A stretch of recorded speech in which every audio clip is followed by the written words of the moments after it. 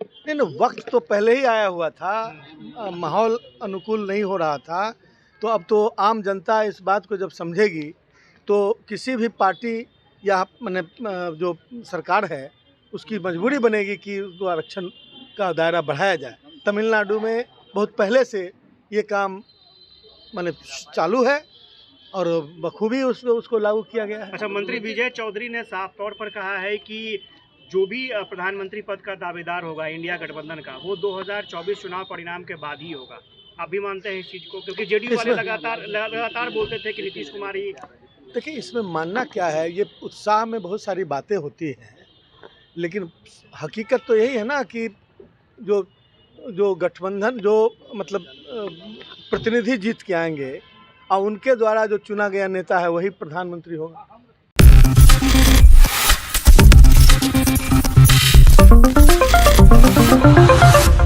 Next nine news में आपका बहुत बहुत स्वागत है। मैं हूं आपके साथ अबरारुल हक रहमान। दर्शकों, बिहार में जातिगत जनगणना होने के बाद से ही भाजपा बौखलाए हुई। भाजपा की तरफ से कई बड़े आरोप लगाए जा रहे हैं। ये कहा जा रहा है कि सरकार दरअसल इसको सही तरीके से नहीं करवा पाई और इसमें कई बड़े इस तरीके से उलटफेर किए गए हैं जिसको कहीं ना कहीं सरकार छुपाने की कोशिश करे। लेकिन इन्हीं तमाम मामलों को लेकर आरजेडी के एक नेता ने कैसे भाजपा को लताड़ा है, देखिए। ओबीसी एससी एसटी को उनका हक दिलाया जाएगा, तो इसमें मैंने बुरा क्या है? समाज के छूटे हुए लोगों को हक दिलाने की प्रेरणा इस जाति आधारित जनगणना से यदि मिल रही है तो बहुत अच्छी बात है। मैं तो समझता हूं कि ये प्रेरणा भारतीय जनता पार्टी और उनके एलाइज को भी लेना चाहिए कि समाज के अंतिम पंक्ति के लोगों के बारे में भी सोचे। और जो अप्रत्यक्ष रूप से जो माने आरक्षण पर प्रहार करने वाली जो पार्टियां हैं वो भी खुले मुंह से नहीं उसकी शिकायत कर सकती है। और यही इसकी ताकत है, यही इसकी ये हमारे पुरखों की बाबा साहब भीमराव अंबेडकर, जननायक कर्पूरी ठाकुर, डॉक्टर राम मनोहर लोहिया जैसे हमारे महापुरुष और अमर शहीद जगदेव प्रसाद जैसे महापुरुषों की जो प्रेरणा है उसको लेकर लालू प्रसाद जी और राष्ट्रीय जनता दल बहुत पहले से इस इशू पर काम कर रहा है। अभी हम इंडिया गठबंधन की तरफ से जो यह जनगणना कराई गई माननीय मुख्यमंत्री जी, उप मुख्यमंत्री जी के समन्वय से, तो मैं समझता हूं कि यह देश के लिए उदाहरण है और हर राज्य में इस बात से वहाँ की सरकारें प्रेरित हो रही हैं। ये इसकी खूबसूरती। 50% का जो दायरा है, आपको लगता है कि अब वक्त आ गया है? वो नहीं, वक्त तो पहले ही आया हुआ था, माहौल अनुकूल नहीं हो रहा था।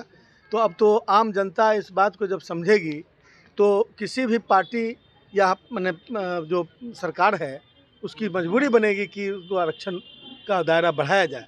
तमिलनाडु में बहुत पहले से ये काम मैंने चालू है और बखूबी उसको लागू किया गया है। अच्छा, मंत्री विजय चौधरी ने साफ तौर पर कहा है कि जो भी प्रधानमंत्री पद का दावेदार होगा इंडिया गठबंधन का, वो 2024 चुनाव परिणाम के बाद ही होगा।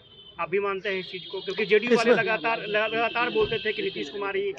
देखिए, इसमें मानना क्या है, ये उत्साह में बहुत सारी बातें होती हैं, लेकिन हकीकत तो यही है ना कि जो गठबंधन जो मतलब प्रतिनिधि जीत के आएंगे और उनके द्वारा जो चुना गया नेता है वही प्रधानमंत्री होगा। तो ये तो आप समझ रहे हैं कि वैसी जैसी स्थिति है, पूरे देश का विपक्ष एकजुट है और यहाँ पर 1 to 1 का मामला है, आमने सामने। और इस मुकाबले में हमारी जीत होगी ऐसा हमारा विश्वास है, आम जनता का विश्वास है। तो मैं अपेक्षा करता हूँ कि उस समय चुने हुए जो नेता होंगे उनको प्रधानमंत्री बनाएं। और प्रधानमंत्री के चूँकि व्यक्तित्व सारे व्यक्तित्व इस मतलब इंडिया गठबंधन में हैं, इसलिए उस पर पहले से किसी भी तरह की टिप्पणी मतलब मैं समझता हूँ कि अच्छी नहीं है। सर, सम्राट चौधरी ने लालू यादव को जो है बिहार के समाज का कैंसर बताया है, क्या अब छोड़िए उन लोगों की बात, उन लोगों के बातों का स्तर जो है मतलब अपना दायरा भूल जाता है लोग, अपनी हैसियत भूल जाता है लोग। लालू प्रसाद का जो कद है, देश का सबसे बड़ा सेकुलर लीडर, देश का सबसे बड़ा सामाजिक न्याय का पुरोधा लालू प्रसाद, आज भी दूसरे दल के लोग, आम जनता किसी दूसरी पार्टी में भी हैं जो समाज का छूटा हुआ लोग है, उनसे जाके पूछिए, ये क्या बोलेंगे। ये तो इसी पार्टी से निकल कर गए हैं, तो मैं बहुत तल्ख टिप्पणी करके फिर उनके बराबर नहीं आना जाना चाहता हूँ। हम लोग की मर्यादा का ख्याल रखना चाहिए। अब किस पर बोल रहे हैं, किस पर, कहीं सूरज पर थूकने की कोशिश में अपने मुंह पर थूक न गिर जाए, इस बात का ध्यान रखना चाहिए। देश में 5 राज्यों का चुनाव होने वाला है। तो आपने देखा दर्शकों, वो लगातार यही कह रहे हैं कि भाजपा दरअसल माहौल बना रही है क्योंकि इसका विरोध खुलकर नहीं कर सकती है, और इसी की वजह से बिहार में भाजपा के कई बड़े नेता लगातार इस पर सवाल उठा रहे हैं। फिलहाल इस खास रिपोर्ट में बस इतना ही। जुड़े रहिए बड़ी खबरों के लिए नेक्स्ट 9 न्यूज़।